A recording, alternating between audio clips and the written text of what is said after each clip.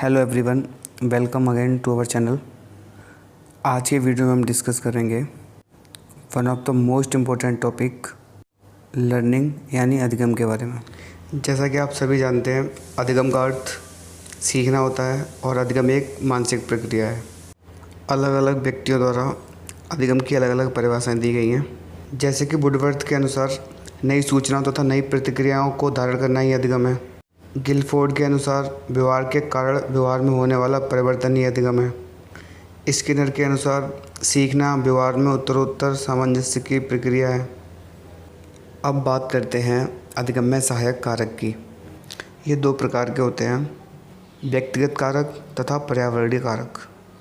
अब आते हैं सबसे इम्पोर्टेंट टॉपिक पे, अधिगम के महत्वपूर्ण सिद्धांत और उनके प्रवर्तक। उद्दीपक तथा अनुक्रिय सिद्धांत के प्रतिपादक थॉर्नडाइक, जो कि यूएसए अमेरिका के निवासी हैं, इन्होंने जो प्रयोग किया था वो भूखी बिल्ली पर किया था। थॉर्नडाइक के अनुसार अधिगम की प्रक्रिया में शारीरिक और मानसिक क्रियाओं का संबंध होता है। थॉर्नडाइक ने भूखी बिल्ली को एक ऐसे संदूक में बंद किया जिसके दरवाजे में एक लीवर लगा था, जिसके खुलते ही संदूक खुलता था और बिल्ली बाहर आकर भोजन प्राप्त कर सकती थी। भोजन को इस प्रकार रखा गया था जो बिल्ली उसको अंदर से देख सकती थी।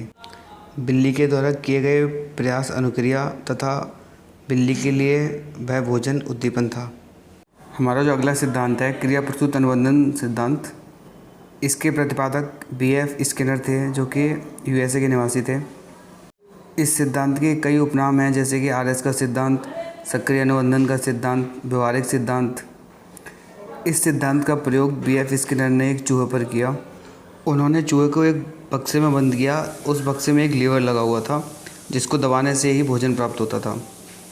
उस चूहे को जब पहली बार उस बॉक्स में छोड़ा गया, तब काफ़ी समय के बाद गलती से उस चूहे से वह लीवर दब गया और उसे भोजन प्राप्त हुआ।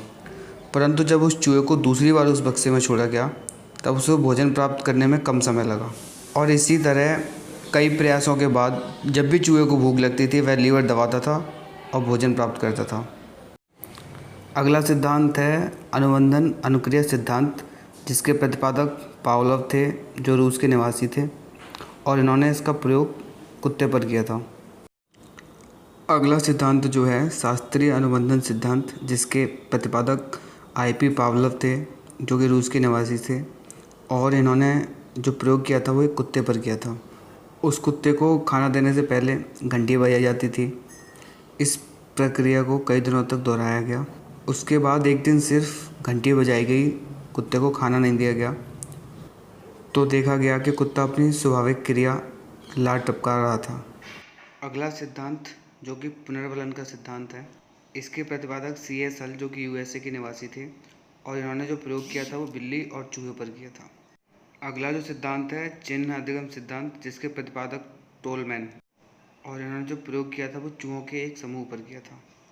अगला जो सिद्धांत है सूझ या अंतर्दृष्टि का अधिगम सिद्धांत, जिसके प्रतिपादक मैक्स वर्दीमर थे और प्रयोगकर्ता कोलर थे, और इन्होंने जो प्रयोग किया था वो एक चिंपैंजी पर किया था।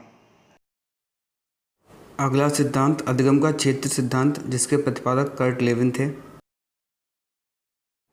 अगला सिद्धांत जो है सामाजिक अधिगम सिद्धांत, जिसके प्रतिपादक अल्बर्ट बांडुरा थे।